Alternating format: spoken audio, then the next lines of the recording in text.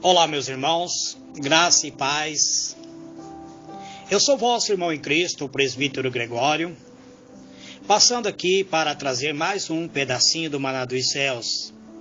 Esse pedacinho do Maná dos Céus estará nos grupos amanhã, dia 1º de agosto, sábado. Estou gravando agora porque estarei trabalhando amanhã. Então vamos lá. Eu estou falando sobre depressão. Hoje eu quero usar o exemplo de um patriarca bíblico chamado Jó. A Bíblia nos conta a história intrigante e inspiradora de um homem que viveu na antiguidade.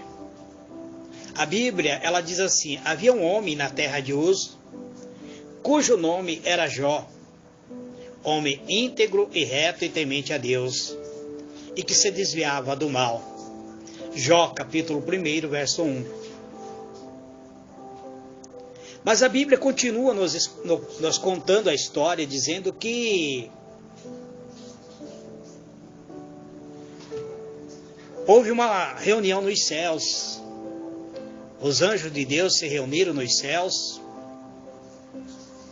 E Satanás também se apresentou lá nos céus.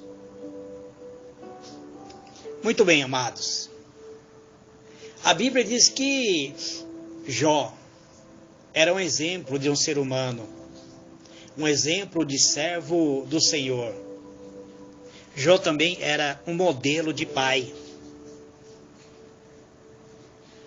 Jó, ele tinha filhos, e ele chamava os seus filhos, e ele santificava os seus filhos, levantando-se de madrugada e oferecia holocausto, segundo o número de todos eles. Jó pensava em seu coração que os seus filhos pudessem ter cometido pecado e blasfemado contra Deus. E assim a Bíblia nos informa que Jó fazia cada instante da sua vida. O próprio Deus, quando se referiu a ele, descreveu ele assim. Deus, falando com Satanás, ele diz para Satanás: observaste o meu servo Jó?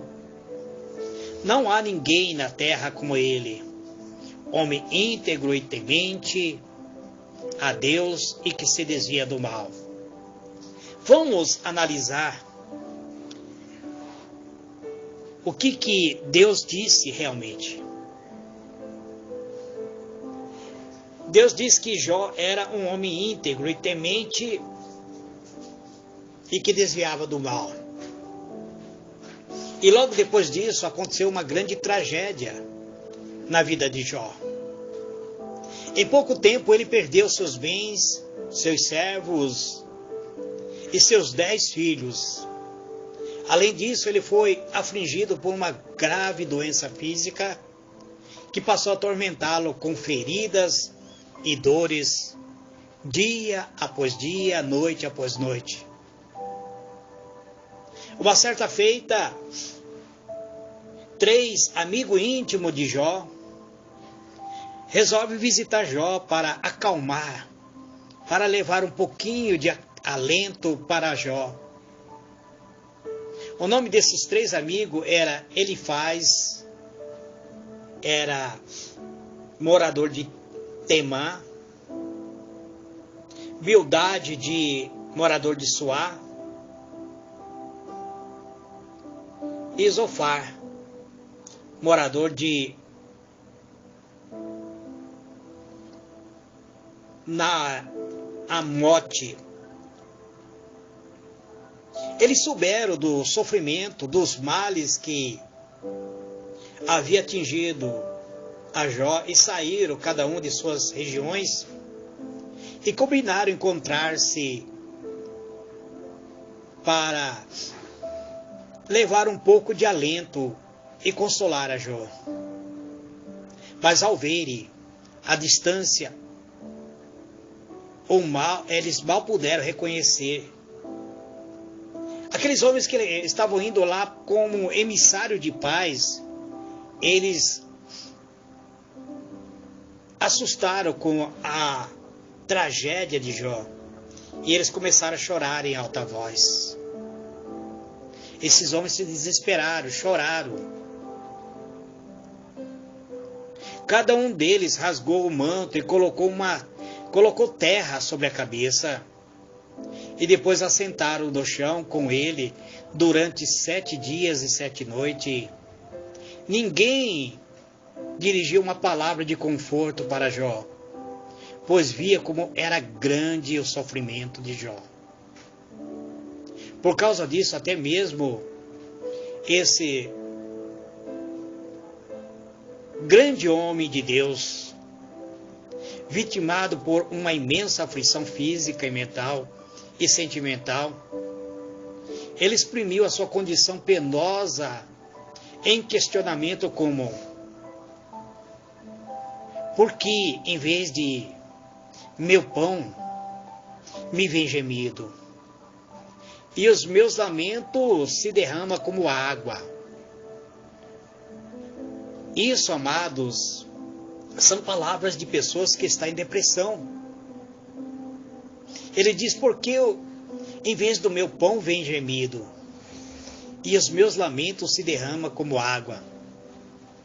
Jó chorava a sua condição. Ele estava numa condição de depressão, deprimido.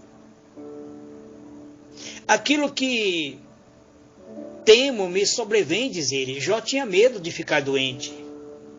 E o que me receio me aconteceu.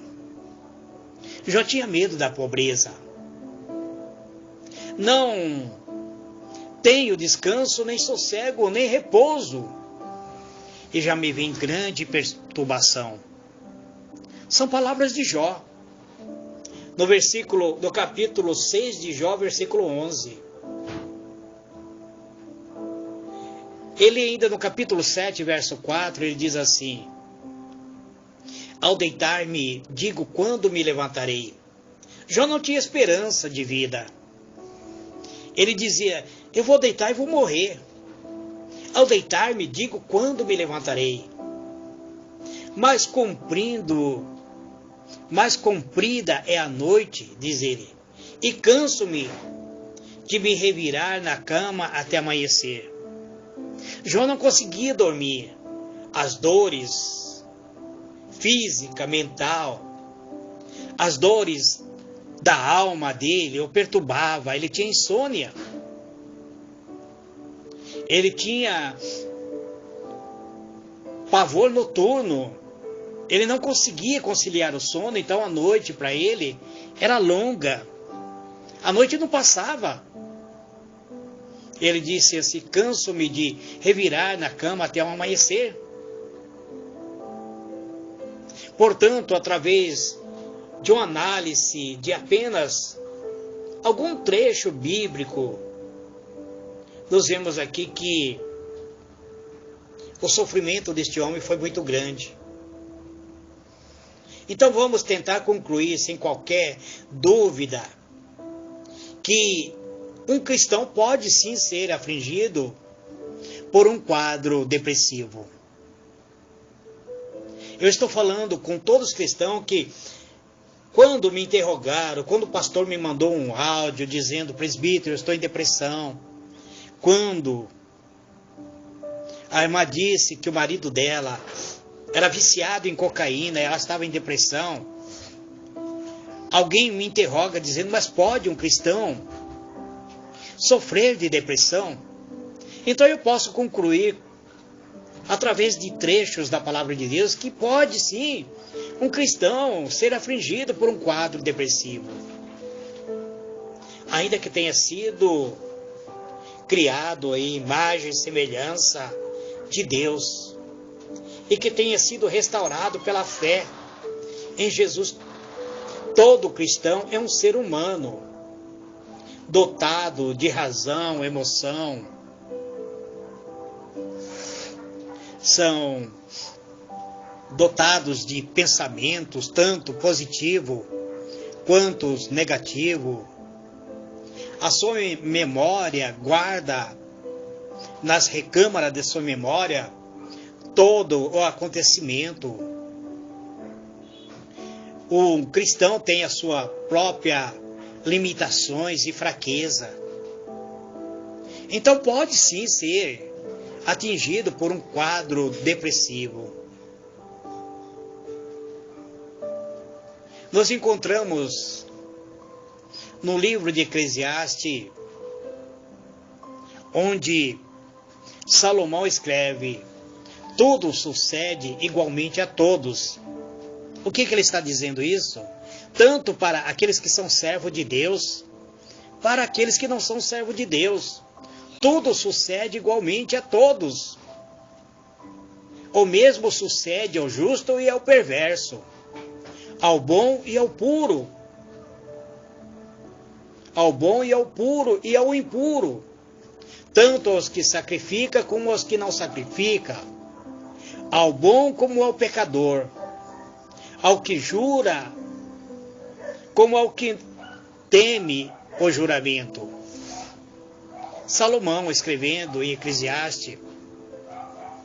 Então, amados, algumas pessoas têm conversado comigo e têm dito assim: presbítero, a igreja não deveria se submeter às autoridades terrenas.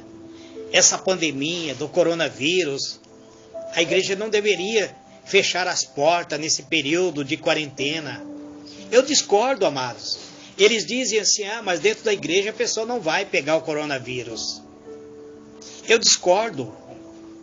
Porque a Bíblia, ela é bem clara, ela diz que tudo sucede igualmente a todos.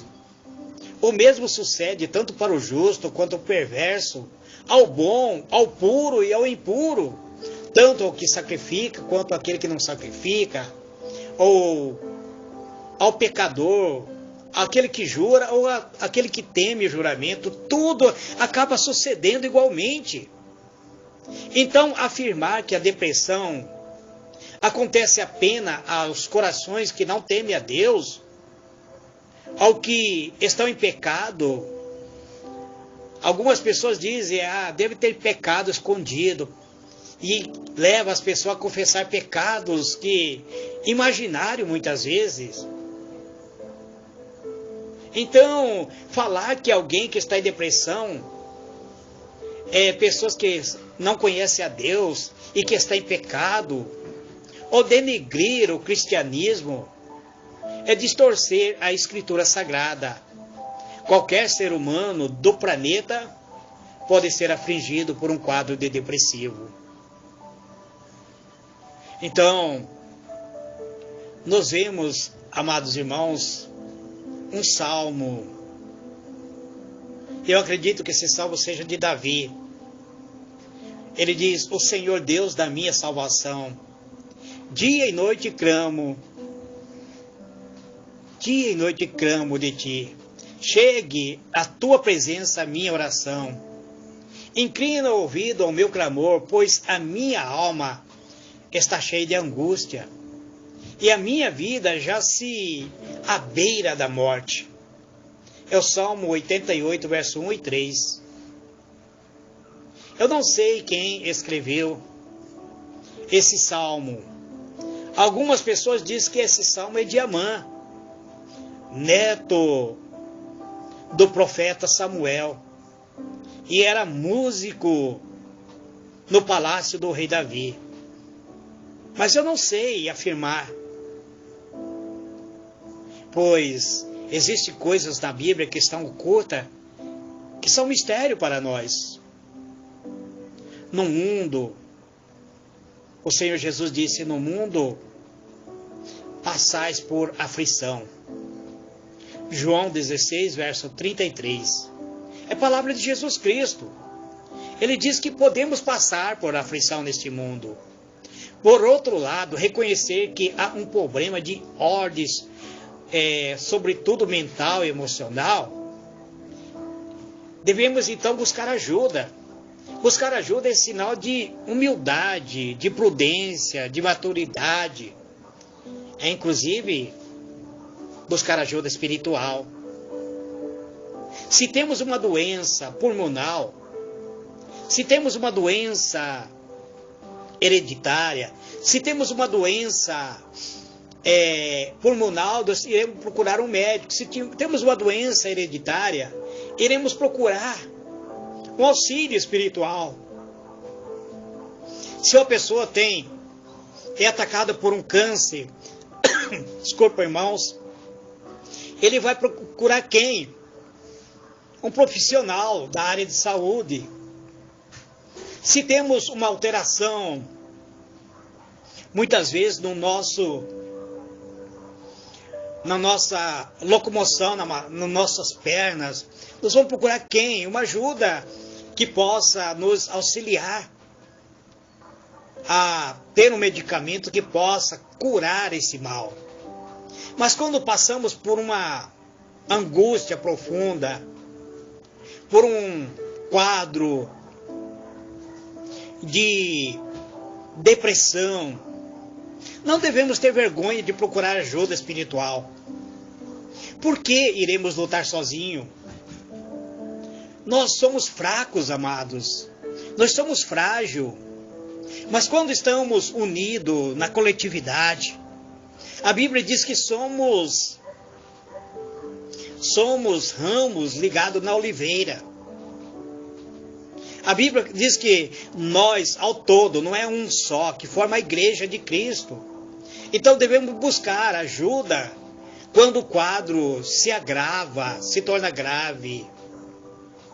Então precisamos compreender, amados, que muitas vezes as pessoas sofrem de um problema de depressão e esconde esse problema, muitas vezes, e acaba se agravando. É preciso muitas vezes de um aconselhamento espiritual. Eu disse que hoje eu estaria falando nesse quarto áudio, eu estaria falando sobre luto, mas eu senti antes trazer uma exposição do sofrimento de Jó, para vocês entenderem que tudo pode acontecer, tanto para aquele que é fiel, ou para aqueles que são infiel. Nós, enquanto estivermos aqui na terra, amados, o próprio Jesus disse: no mundo tereis aflição. Mas ele continua dizendo: tende bom ânimo, eu venci o mundo. Se Cristo venceu o mundo, e nós estivemos ligados nele, como ele sendo a cabeça da igreja, nós iremos sugar da verdadeira oliveira o nutriente necessário para a nossa vida. Que Deus vos abençoe. É momento de oração. Pai Celestial, é a Ti, ó Deus, que levo a minha alma em súplica, em adoração, em oração. Neste momento, Pai, eu te peço que o Senhor toca na alma, no espírito, em cada membro do corpo deste meu irmão, desta minha irmã. Se porventura alguém está sofrendo de um quadro depressivo, Pai, traga acalento para a alma deste meu irmão, desta minha irmã, que necessita, Senhor, de um milagre em sua vida. Eu creio, Deus, que o Senhor pode mudar o quadro depressivo de cada irmão, de cada irmã. Eu oro por cada um, Pai, pedindo a Tua graça e a Tua misericórdia, em o nome do Teu amado Filho, o Senhor Jesus. Amém e amém.